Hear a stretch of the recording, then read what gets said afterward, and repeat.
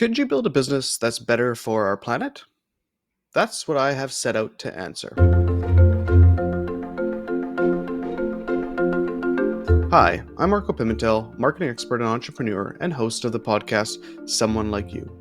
I've become fascinated in finding creative climate solutions in business, and on the podcast, I break down how founders and CEOs are building climate-friendly business solutions that are opportunities for growth while being better for the planet. There really is only one world. We are animals. We are a part of it. And the more we honor that and the more we connect to that and we find ways to celebrate it in everything we do, the more authentic we're being. And I think the more solutions-oriented we're being. Agriculture stands as one of the most pollutant practices known to man. In North America alone, 10% of all our greenhouse gas emissions come from crop and livestock production, and that excludes emissions from the use of fossil fuels or fertilizer production.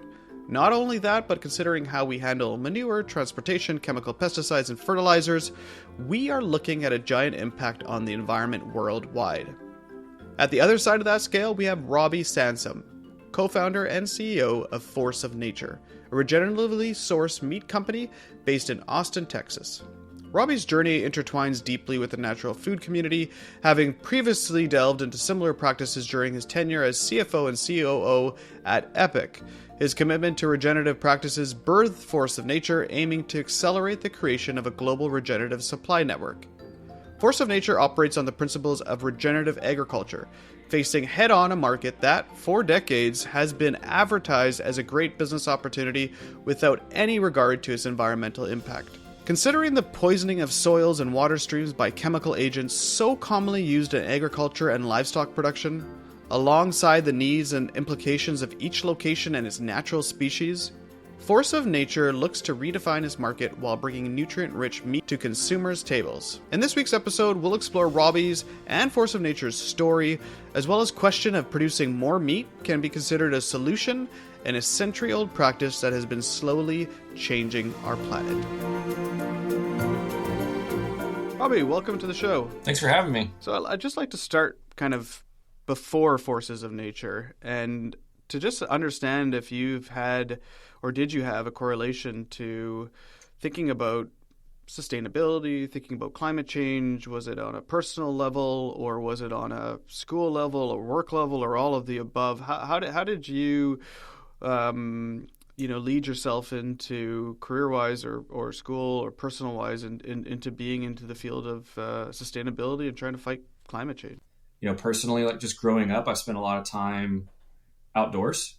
Whether it was, growing up in Austin, Texas, but being adjacent to a green belt, running around, building forts and watching wildlife and finding, streams and creeks and just appreciating, being able to be a wild child, I suppose, in many respects, or my family has had land, some relatives near Austin, and got to grow up and spend a lot of time out on ranches and see, cows and sheep and goats and pigs and rabbits and gardens and, get like not large scale, like small family stuff, but, at a real level, just connect with food and seeing how that overlaps with nature and wildlife. Same thing growing up and going to the coast. I've spent a lot of time hunting and a lot of time fishing in Texas, particularly fishing in the Bay system in the Gulf of Mexico, and just appreciating being and connecting with nature, with this incredible system that, like so much of our society ingrains in us and institutionalizes us into believing that it's this separate part. Like there's this human world and then there's separately like this natural world, and we should enjoy being able to escape into the natural world every once in a while before returning back to our, role in the human world. And it's like, for me that, and it strikes me recently that like there really is only one world. We are animals. We are a part of it. And the more we honor that and the more we connect to that and we find ways to celebrate it in everything we do, the more authentic we're being. And I think the more solutions oriented we're being. So that kind of my upbringing with getting into startup, Force of Nature is my third startup. My co-founders in Force of Nature and I also built a business called Epic Provisions prior to this one. And that was originally founded as a vegan energy bar company before evolving into a meat-based, meal snacking company. And it was, partly the draw to the vegan aspect of that business was the same for many. And I'm like many people in the space that have been through a journey where we believed much of the China study, forks over knives, mainstream narrative about, doing good for your own health, doing good for welfare of animals, doing good for the environment, and trying to find ways to prioritize and make choices that serve a group of stakeholders that are greater than yourself. And, when we realized that from a human health perspective, maybe the dogmatic ideals and vision cast by um, and supported and bolstered by some of the myths of veganism, like weren't delivering for us. And Katie and Taylor, my co-founders, specifically had dietary issues and inflammation issues and joint issues, or I should say GI issues. And when reintroducing meat into their diet, began to see immediate improvement, but that didn't change the fact that they care about people health and they health of consumers, and they care about impact on welfare of lands and animals and wild places. And so, that evolves and turns into, force of nature. It's like so for me, so that's a long way of getting back to, I grew up with an appreciation for nature. I went through a school system that gave me an appreciation for business and yet, wanting a sense, to feel purpose driven and fulfilled by your work. You want to connect your effort to a feeling of doing some good for a broader movement. And it became really clear that the things that I enjoy all come together around agriculture, and that, this is, we can improve rural communities, we can improve our own health, we can improve the health of the environment, we can create more opportunity for wild places and wildlife. We can build a business that is, financially sustainable and financially successful, but also successful across the triple bottom line. So we're succeeding for profit, but also succeeding for people and succeeding for the planet. And it's just kind of all those different sort of influences for me came together in this, in this place. I'm obviously I like you already because I'm a big fly fisherman as well, and I think they say sometimes with fly fishing is that it doesn't make you an automatic environmentalist, but it sure really helps, and it sure cements a love for nature and everything that's kind of surrounded with it. Well, most conservation dollars come from fishermen and hunters by a lot, and I think that's a misconception. And we're not going to turn this into a pro hunting and pro fishing podcast, but I think it's important to understand that, let's be careful about how we stereotype people, because I think there's a very unfavorable stereotype for people that are, going out and doing hunting and fishing. And I think there's actually a pretty different reality when you look at the positive impact that they're having and where their core belief systems and value sets lead to the meaningful change and support of these wild places. Yeah, and I guess that is a perfect lead into force of nature, because when we're thinking about broader climate change, and like you said, you're talking about plant-based and vegans, and that's largely where this market right now has a lot of attention. It's attention on, think about the Beyond Meats and the Impossible Burgers of the world. It's on this kind of attention that we got to eat a lot less meat, and it's a lot less, and the environmental impact of our food system is really, really, really high. And you're going after a market which everybody's saying stop doing. But what you're saying is, well, wait, no, you can actually do this, and you can do this in a proper way, and you can add value into this system.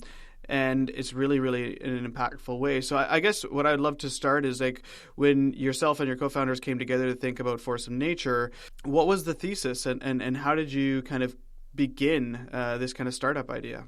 That goes back to some of what I kind of led in with, to Epic Provisions.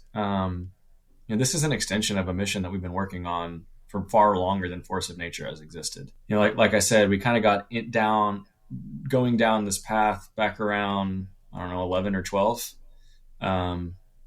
It's becoming long enough ago where I'm forgetting.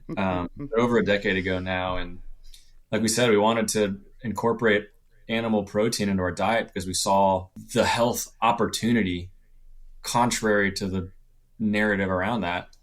And yet we weren't sure or clear how to do that and honor our own set of values and ethics and moral compass around welfare and ecosystem or environmental impact or other issues. And so, that we started looking for the best source, the most integrity rich source, best opportunity. That's where we learned, about grass fed and about, regenerative and, this movement that's been going on for decades preceding our introduction into it, and largely underground, but certainly gaining steam and momentum and becoming, slowly beginning to emerge, and even, come up, sprout from underground and become part of, the public discourse, even if a small percent now.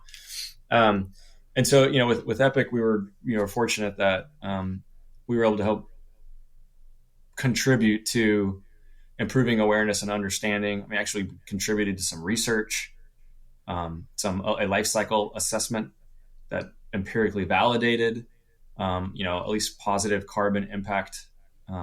You mentioned impossible, right? So like we use this group called Qantas Labs, paid for a life cycle assessment, extremely expensive, multiples of 6 digits to produce one of those. But, by their finding, in one example of the potential of raising animals in a regenerative system, it takes 1 pound of regenerative meat to offset 1 pound of impossible burger. So you have to eat 1 animal-based burger to offset the carbon impact of an impossible burger, because they still say that they emit 3.5 pounds of carbon per pound of product. And this life cycle assessment showed that, regenerative systems can sequester 3.5 pounds of carbon per pound of the product. So, and I don't want to get too far into the sciencey stuff of that, but it's really cool. And we were, on that journey, we were able to learn a bunch of stuff. We actually sold Epic to General Mills back in 2016. The idea of regenerative almost killed that deal. We had to take some of the lead sustainability folks to visit a regenerative farm before they realized, like, oh no, this isn't smoke and mirrors and these crazy Texans saying that beef can save the world. I mean, there's like real evidence and proof of this. General Mills helped fund that study I just referenced, and they became the first Fortune 500 company to make a commitment to regenerative agriculture, and in their case, converting 1 million acres from conventional to regenerative. And since then, Danone, PepsiCo, Walmart, Cargill, 26 different major CPG companies, major NGOs, major investment firms, all making these huge commitments in regenerative. So it's really cool that organization and in some ways our influence within that organization, this went from something that almost killed a deal to where they became one of the first big dominoes to fall and building momentum towards this movement. And so, when we sold that company, ran it for 3 years, and it was really cool, really excited about everything that we were able to do and the impact we were able to have, but the mission's not done. On the point of building supply chains faster than demand, I think we often got asked the question of like, hey, can you actually feed a growing population and yada, yada. It's like, yes, we have so many examples of that being yes. But what we don't have is enough momentum for the consumer to support, continuing building those supply chains. And you look at the history of meat, what I was going to say was so much of it is about centralization and consolidation and this promotion of this commodified, hyper efficient system. And I think one of the things that we have to understand is so many people have come into the space and tried to do the same thing over and over again, and it's shifted share around. One thing that we've done and understand uniquely with our background is about building brand, about mobilizing consumers, telling stories, creating content. That's something this industry's lacked, I think, largely because being transparent would be damaging if you don't have something you're proud to share. And I also think it's a skill set. It's like it's been a race to the bottom. We've compromised and sacrificed value in exchange for cheapness, and I don't think that is done with the best interest or the desire of the consumer. And I think we're uniquely positioned to carry our mission forward and evolve it from ounces to pounds, and to help try to figure out, how do we tell the story? How do we create awareness for consumers that there are these issues in our food system? And I think most relevant to the average consumer is this awareness that, hey, what you desire and what you think you're getting when you go to the store and you buy something that says natural, or you buy something that says antibiotic free, or you buy something that has some set of claims on it, it's still probably not what you think. Even though you're doing the right thing by trying to pay a premium and trying to select for a certain set of claims, you're likely being misled. And I don't think that you should, be a victim of your own good intentions used against you. I think that we can create awareness, because the good news is what you're looking for and maybe even better than what you're looking for is available. You just need to have a little bit of help and a little bit of support. You need to have that awareness. And then the other thing that besides awareness that Force of Nature is working to create is access, an easier call to action. Yeah, and it's thinking about this kind of the problem too, and I think when people think about the the global impact of beef and what it potentially does for carbon dioxide, I think a lot of it tends to be too, the McDonald's of the world, the Amazon beefs, the clear cutting of the forest for those type of opportunities, but very, very different for the consumer when they go to a grocery store and looking for meat. So when you thought about tackling this problem and opportunity, is it for that consumer that's going to the grocery store? Is it for a broader market eventually to kind of hit all opportunities? Or like where did you kind of focus in on originally? Well, I think there's a couple parts to that question. One is, how did we start? And that sometimes is a lot different than where you're trying to get to. And you have to stage it and manage through phases and deal with realities. I think the other part of that question is maybe who's the core consumer? Who does this potentially serve in the long run? Yeah. And I think there's like one is a business strategy and one is, a broader, economic and consumer and social reality. So on the first part, or on the broader part, I think it's important to understand, like, we're trying to change the way agriculture is performed. Conventional agriculture, whether that be plant agriculture or animal agriculture, conventional agriculture is absolutely devastating and completely misunderstood. It's industrial, it's commodity, it's chemical based. Literally, it's about chemical and mechanical warfare on nature. What are you killing?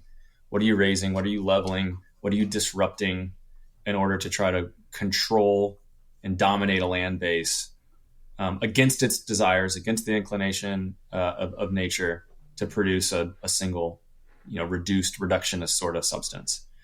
You spray pesticides to kill any life, any sentient insect life. You spray fungicide to kill fungal networks and any fungus that destroys the soil. You spray fertilizer to make up for the fact that you've killed all these natural cycles of nature and the land is no longer living and fertile. So you have to synthetically replace that. You like insecticide, fungicide, fertilizer. I'm forgetting some like really obvious ones, but it's all the sides, and then you till and you do all these things. So it's super disruptive, and it's leading to a laundry list of global crises. So like what all is tied back to this? Pollinator die-off, reductions in, and we would talk about how unhealthy our food has become, reductions in life expectancy, reductions in fertility rates, dead zones in oceans, toxins showing up in our water system, toxins showing up in our bloodstream, loss of wildlife, desertification of land, loss of fertility of land, such that our ability to feed a population at its current level, let alone a growing level, becomes compromised. The list just keeps going on, up to and including soil erosion, which is that United Nations Food and Agriculture Organization statement that was made about 60 harvests left. Probably gets a little too much emphasis for where its origins really were, but I think it's directionally a point to make that, hey, we may have one generation left at the rate we're losing our topsoil, this non-renewable resource that all life depends on, that we're losing at an accelerated rate. So like I think just awareness about like what agriculture is doing, largely plant-based agriculture, contributing to those many things. 40% of the legacy load of carbon in the atmosphere, or up to, depending on which research you look at, is the result of tilling ground, not enteric emissions, burps and farts from cows, not even fermenting methane coming out of rice or dumps or anything, just running a plow and a disc through the ground, turning it over, killing life, oxidizing it, shooting off electrons, releasing carbon into the atmosphere. Almost a third to half of the man-made legacy load of carbon is the result of tilling, which is the foundation of our industrial plant-based food system. So I think just kind of highlighting that and then taking a step to the side and looking at the scale, like how could agriculture be this impactful? Well, there's like 30 billion acres on Earth. I think generally most of that not covered in ice or water.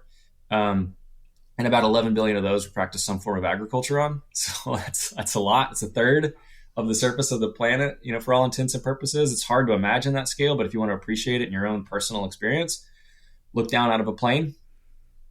You don't have to ask yourself why it looks like a checkerboard beneath you. It's not all wild places. It is almost, in the US, is about 2.2 billion acres, and almost half of it, about 900 million acres, is under some form of agriculture. So you think about that scale, and then you think at that scale, we're tilling every year, we're spraying different and like toxic things 5 times a year. It's not hard to imagine how we've been able to take ourselves down this path where we have some pretty existential level threats. We lose 1% of insect species every year. We're doing some pretty bad, tough things on the land. And so, what are we trying to do? Who are we trying to reach? Well, we're trying to change agriculture for the benefit of everybody. We're trying to mobilize and inspire consumers to stand up and make it easier for them to participate a little bit more in that system, so that it's becoming a solutions driven system. It's becoming a virtuous system, not the vicious system that is the status quo. Well, how do we do that? That's a big lift. I think the second part of your question is like, where do you start? Well, I think there's some people that are already involved, and so it's like let's reach them first.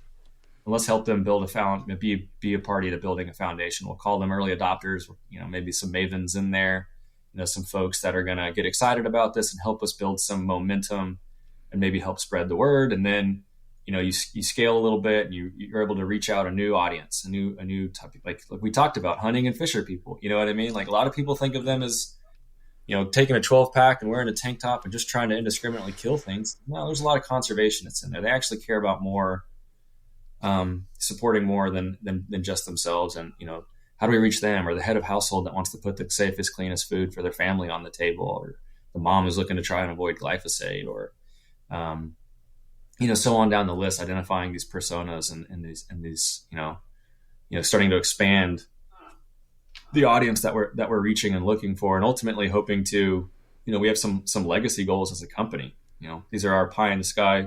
Don't know how we're going to get there or when, but if we wanted to be, we set a goal to convert 1 million acres to regenerative with Epic, and, with the commitment from General Mills, we feel like we've, been able to help influence that, and with Force of Nature, we already have a supply chain across partners that touches over 1 million acres, multiples of that actually, and so we wanted to raise the bar. Like, what are these big, hairy, audacious goals? I think one is to see regenerative become a household name in the same vein that organic has. So I think there's some late 2010s research that shows roughly 83% of households, depending on the state, some lower, some more, have purchased an organic item and or are willing to pay a premium for an organic item in the last year. Golly, that's way more than I would have thought, but that's what the data consistently shows. And if regenerative is getting to that point, in its richest, most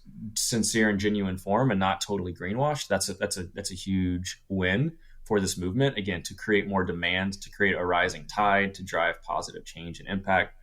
The second goal, besides that reach goal, is to help see directly or indirectly the conversion of 1 billion acres of land from conventional to regenerative. Well, that's almost 10% of all agriculture on the globe. So that's about as pie in the sky as it gets. It's more land than exists in the United States. So it goes back to our statement about creating a global regenerative supply network. I mean, this is a global challenge. It's going to take global solutions, and we're Texans, we're Americans, and we're trying to take care. We know what color jersey we're wearing, and but this is a big problem. It's going to take a big solution for. And then the third one is it's kind of to your point about. I think you made a moment ago about having to be financially viable and sustainable, but also wanting to do good things. And it's like that's what I said about the triple bottom line.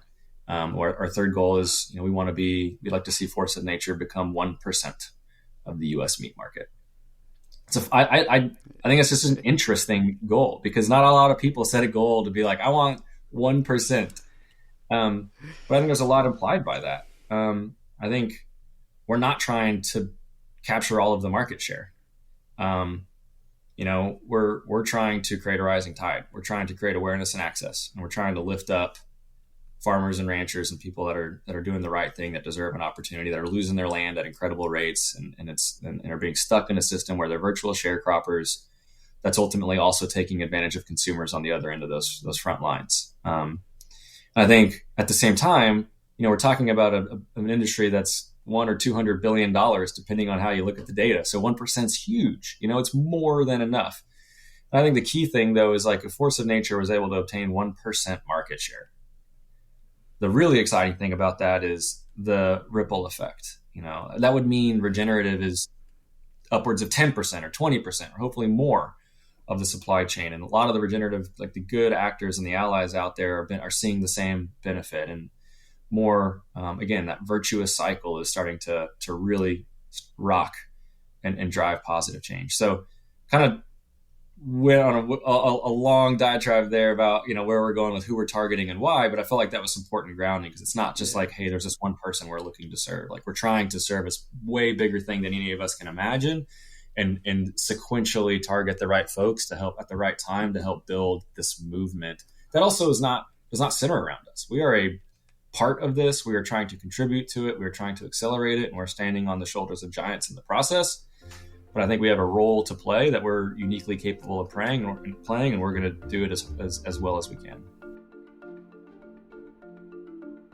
Every week on Someone Like You, we dive into stimulating conversations with founders, entrepreneurs, business owners, and the likes who are consciously and successfully creating sustainable business solutions for the long haul. Tune in every week for a new inspiring conversation on leading climate solutions. And if you're enjoying the podcast, please share it. And also, don't forget, subscribe on the platform of your choice and give us a rating and a review. And those are obviously big audacious goals, but as you said, we need to do that. And I was listening to a talk from one of the directors at Project Drawdown, and he said now is better than next. And we need solutions now. And he also said 90% of people are aware of climate change and they believe it. We just got to meet them at the table, and you're literally doing that. It's trying to get them at that change. And for them, the product is better. And I think that's the differentiation. And a lot of people that we have on the show, they're trying to identify things that the consumer at the end of the day it's better. They're not making a sacrifice for anything, and what they get is better. It's simple. Grow a carrot in your backyard in the soil that good soil, and then you go buy one at the grocery store and give it to your kids and give them one carrot from that's in the ground, homegrown versus one at the store. And if it's conventionally grown carrot, you'll very, very quickly understand the difference between really, really good soil that's nutritious versus soil that's not, and that's grown from a conventional versus a regenerative style. It's funny. I have 3 kids, and whenever they eat my dad's carrots, they're just like, what are those things that we've been eating before? It's just completely different. And so people get something that's better. And then I think that's incredibly important too. Are you aware of some of the research on that? No. This is just simply tasting versus tasting what's there. I don't want to go too far down a rabbit hole, but you'll be pleased to know that your hypothesis is empirically proven accurate. There's been a bunch of organizations that have done research more on produce than meat. A lot of stuff coming out on meat that says the same thing that we could probably have deduced and assumed. But yeah, I mean, carrots are an example. I think Rodale, has had a bunch of research on like regenerative type practices and the nutritional density and bioavailability of those nutrients. And I think carrots are one of the things they sampled. And I think some of the figures are astounding, something along the lines of hundreds to thousands, in the range of 1,000% increase in the availability of certain vitamins and minerals. And we know, you look at oranges as well, or spinach, iron and vitamin C, like we're getting a fraction of those macro and micronutrients, depending on the product, that our grandparents would have gotten for the same stuff in our whole food form. And then we can go on the rabbit hole of all the processed foods and the fact that we're not eating enough whole foods. But even when we're eating the right stuff, it takes more to get the same. And these coming out of these degraded reductionist systems. And the other part of that is, Fred Provenza, Stefan Van Vliet, some guys doing some research on like the wisdom of our body and doing some animal studies on like, why do these animals know what to eat? They don't have language. They don't have written word. Like, how do they know when they need a certain nutrient. And, there's this wisdom within us that we all have. And it turns out, the things that taste better are better for us. Like our body knows, like if you want your kids to like really good foods, give them really good carrots. And the better the carrot tastes, the more likely it's carrying this incredible, rich and diverse cornucopia of valuable nutrients within it. So we can talk after. I can give you some directions to go down that rabbit hole. But you're right. I mean, it's profound how much more healthy these items are. And then there's one, like we've talked a little bit about climate change. If I may, I kind of have a little bit of a take on that, because I think we're only looking at a small part of the picture in that conversation that I think we could talk a little more about as well. Yeah, I think what you've established is this market is absolutely huge, and you're talking about regenerative agriculture and agriculture in general, how it fits within the entirety of our climate. Understanding your position, this is greatly valuable, especially considering, you're selling meat and meat being one that, people are saying stop eating as much meat, and I think what is really interesting is that, well, that's not always the case. You have to look at how is it grown. Well, how are the farmers growing this? And farmers have had to grow it in a very different way comparatively to the way that they want to, because of the bottom line as well. And so I'd love to get your take on how you see this and when it comes to climate change. I think climate change, so much of the conversation revolves around atmospheric carbon. I even touched on that by talking about, the influence of tillage. But I think there's a lot more going on to climate change than just that. I think it would be extremely reductionist if that was the only thing we looked at. I think, there's historical cycles of climate going up and down. There's also this man-made component, but there's also some really other definitive aspects of climate change. Like one is like we have a major carbon. Sounds like we have two major carbon issues. One is more carbon in the atmosphere than we historically have seen. And a rate of change that is disconcerting. The other is less carbon in our soils than they have historically had, at a level of sudden change that is disturbing, right? I mean, like carbon, I think it's like we should be clear that carbon's not our enemy. We're all carbon-based life. When you take out the water, you're generally left with mostly carbon. And our food production system should be no different, but we've lost a ton of that carbon through tilling, through degrading these systems, through removing all of the life from the system and disrupting the water cycle, the energy cycle, the nutrient cycle, the carbon cycle, and so on, these natural cycles that cause the world to go around. And so I think that disruption affects so many things. It's a lack of carbon in the soil, and a lack of life and a lack of those cycles. It disrupts that water cycle. Like when it rains, rain can't infiltrate, and that leads to droughts and floods because the water runs off. It leads to erosion. Then it hasn't been storing in the soil, and then it's not accessible during a period where there's a lack of precipitation. And if for every 1% organic matter in the soil over the course of an acre, it will hold about 20,000 gallons of water. So generally speaking, in the U.S. across the Great Plains, you'd be somewhere in the 5 to 10%. We'll call it 7% organic matter. Organic matter is carbon, mostly carbon. 5 to 10% organic matter in the soil. So 7%. Most of those degraded land bases now are about 0.5%. So we've lost over 100,000, close to 150,000 gallons of water holding capacity per acre on those. And that means that water is running off. It's taking soil with it. It's taking toxic chemicals into these waterways with it. It's making us more vulnerable. Those are causing floods. Now we're more vulnerable to droughts. And the other thing is there are small weather patterns. So much of precipitation occurs because of water in your local system cycling, whether through evapotranspiration and plants and through dew and fog and mist and small rain.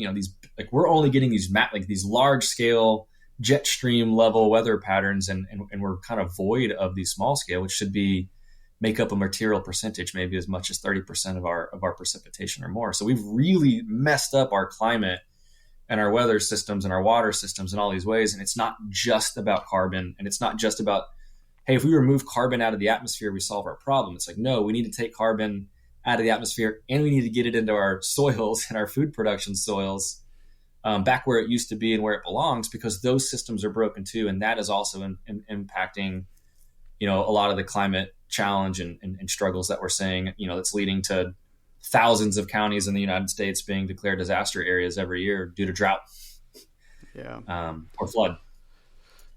Yeah, and it's your view and your holistic view of it, of course, is important, and the biodiversity side of things too. You layer in that it's the kind of, I think the problems are pretty immense.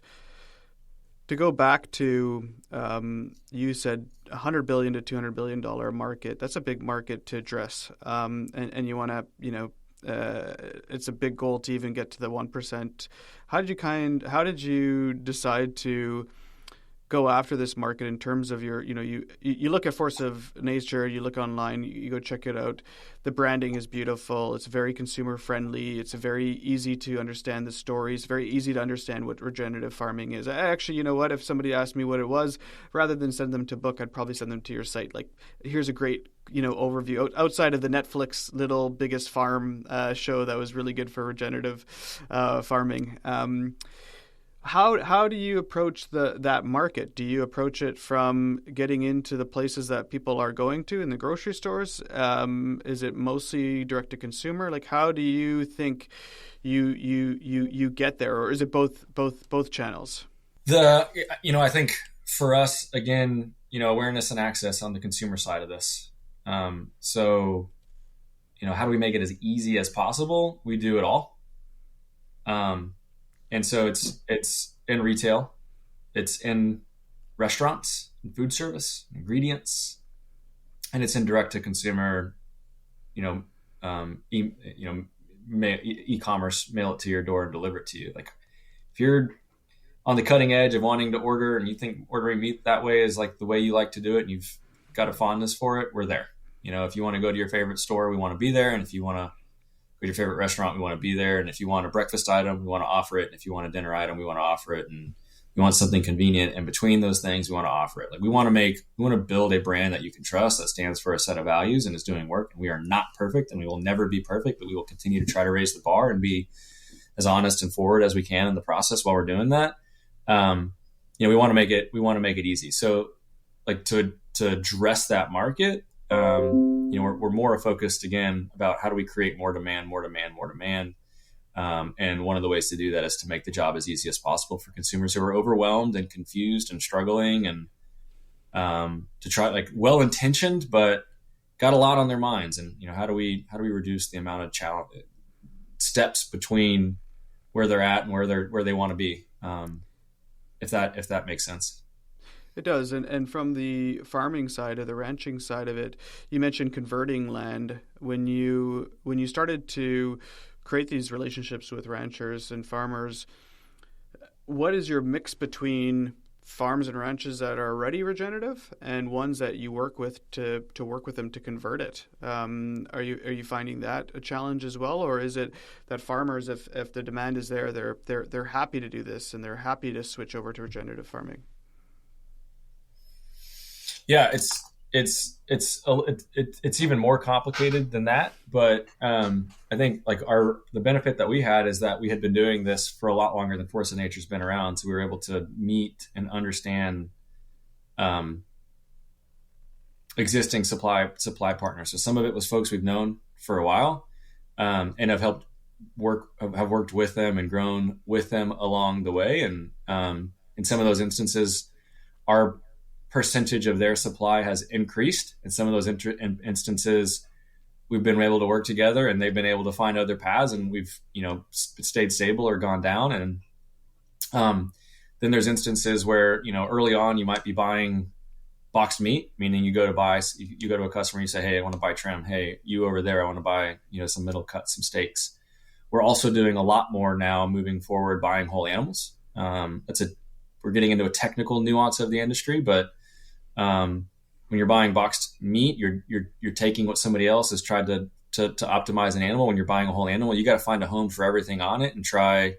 It's a major challenge and it's a burden, but it creates opportunity if you're able to do it successfully, if you're able to meet that challenge. And so We're doing a lot more sourcing in that regard, and working with some folks that are making conversions. We have conversations going on right now with people that are looking to convert land bases. In fact, a group that we work with on the bison side of things went from, in the history we worked with them, doing really incredible work raising animals regeneratively and then selling them into a separate system, where it left their control and their vision and their management, and ended up in a feedlot to then go into the consumer market. Like, hey, we're in the business of raising these animals. We're not in the business of having a brand or finishing them. And so, like, we have this other partner over here that finishes them and puts them into the market. And the overwhelming majority of the bison market is quote unquote natural, which means finished in a feedlot. And that's not our version of where we want to see the industry be. And that wasn't this group's version of it. And so through years of working with them, we've been able to help them convert hundreds of thousands of acres of land from finishing that way to finishing in the pasture, on grass, right? So there's an example, domestically. And then earlier this year, we hired a Savory Institute, land to market master verifier, or EOV master verifier, onto our team to help us continue to be authentic and legitimate and transparent. And we sent them to meet with the Savory hub in Australia and to convert a 250,000 acre ranch from conventional to regenerative. And so, we're trying to do this on a global scale. So we're doing it domestically, doing it internationally, mostly domestically, but still really excited about some of these big projects that we're able to do and transition and try to find a balance to how we're working with existing partners, how we're bringing on new partners, how we're scaling, and how we're handling business in our own backyard, how we're handling business on an international scale with an international challenge, with goals of being a global supply network, and goals of converting more land than exists in the U.S. for agriculture to these ways. And so trying to lead here and abroad. And when it comes to investments and cost and funding, like, is there a lot of infrastructure that you have to build on, or are you able to, because the infrastructure is largely there in a conventional way, are you able to use the conventional means and switch them to regenerative to do the work that you need to do, or do you need to spend a lot of money building infrastructure? I think yes and no. So I would say the existing infrastructure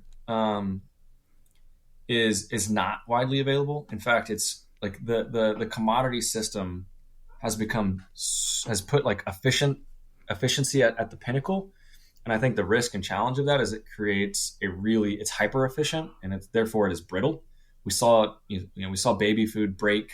We saw meat break with COVID, where there was excess supply and excess demand because one unanticipated outcome led to the system falling apart. And so I think we've, like, in exchange for efficiency, we've lost resilience. And so I think for a lot of people wanting to break the mold, and there's federal stimulus and food bill dollars, farm bill dollars, that kind of prop up lobbying interests across big food, big ag, big pharma, big chemical, to make it sort of punitive if you try to break out. And so I think, we have had to build some, and help create and leverage what others have done on the supply side, on the processing side, on the creation of that supply network. There's a lot of work we're having to do there that is outside of what exists. Like, we're covering a lot of ground and building a lot of momentum. And so, I think we got a long way to go. I think we've come a long way. I think we can reach some really good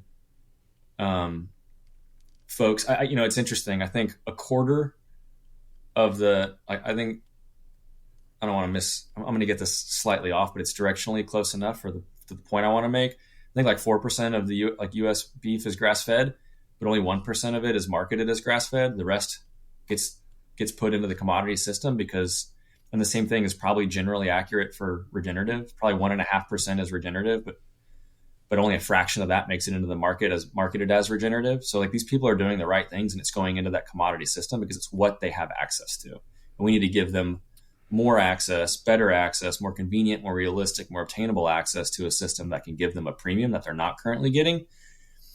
and ideally they don't have to go to a farmer's market and work 8 days a week and build their own brand and market and try to figure out D2C. Like if they want to do that, the incentive and the opportunity should be there. Great. But it shouldn't be the only way they can make their ends meet, breaking out of that, conventional system that they're currently stuck in many cases, and that they're losing their land. And, we have all these rural decline issues and farmer issues, and folks, really struggling to make ends meet because that system is just enough to keep them hanging on, but they're inching towards a cliff. And I think we turned in the 1900 we were like 30% farmers, and in 2000, now we're like 3% farmers or less. And, in Jefferson's time we were 60% farmers, and so we're losing that part of our heritage. We're losing that part of our culture, and our food is not coming from our neighbors and the people that have the same level of intention and care, and the same communities that that would bring forward values that we would all align with. It's starting to come from agribusiness. We went from agriculture to agribusiness, and I think there's some trade-offs in there that we would all agree are not in our best interest.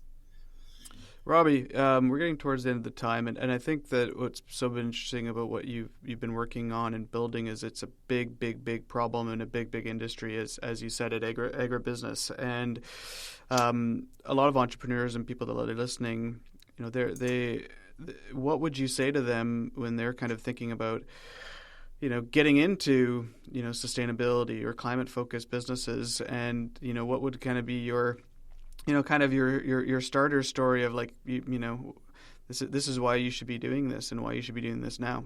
I think you've had some guests on before that have talked about, like, a lot of entrepreneurs that do it again, try to do something different because they know how hard what they did was.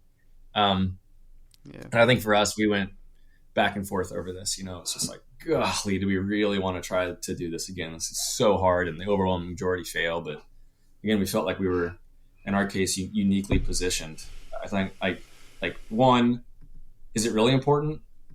Are you justifying a something that your own self-interest, or is it really important? And if you believe it's really important, I think you can find an extra gear to push, and you'll be able to motivate a team of people. And there are no great companies. There are only great teams. And so, you got to find people that are willing to get excited and passionate about something. So it better be important, more so than, can I get rich and can I convince people to help me do it? And I think you better be really confident that, you're uniquely, like, you bring value. There's something incremental and unique about your approach. I think you're a tech guy by your own statements earlier. And, in the CPG space, I look at it, it's like, golly, like, do we need another jerky company? Do we need another popcorn company? Do we need another bubbly water company? Like, don't be the 50th. Don't be a me too, unless you're really bringing something incremental and unique, and save yourself a lot of challenge there. And so, like, make sure you understand the space, and make sure you understand yourself, and make sure you understand, like, what you're actually bringing to the category. Besides, like, hey, I made some cookies and my neighbor told me they were pretty good, I should start a company. We have a lot of things to focus on and build on and opportunities on, and I think the big problems are tough. And Robby, you and your co-founders and your team and Force of Nature are tackling that with some big ambitious goals. So thanks again for joining us today. Well, I appreciate it. Yeah, and if anybody's interested, we talked about a little. I think we're on the cusp of being in around 4,000 retail locations, meaning there's a high likelihood that we're in your favorite grocery store. You can find out on our website. We have a store locator, so check us out there. I hope you've enjoyed today's episode of Someone Like You. We're a new podcast, and I would love if you can do a few things. One, please share the podcast with a friend, a family member, a work colleague, anybody that you can think of that would enjoy learning more about these incredible brands. Please also support these type of companies. They're doing the hard thing, and the hard thing often takes a lot of people to get on board. And don't forget, please subscribe on the platform of your choice and give us a rating and review. I'm Marco Pimentel. Thank you for joining us today. For more information on Someone Like You, you can find us on Instagram at Someone Like You Podcast, with all the links to the podcast, our website, and more information about the brands that we feature. Thank you again.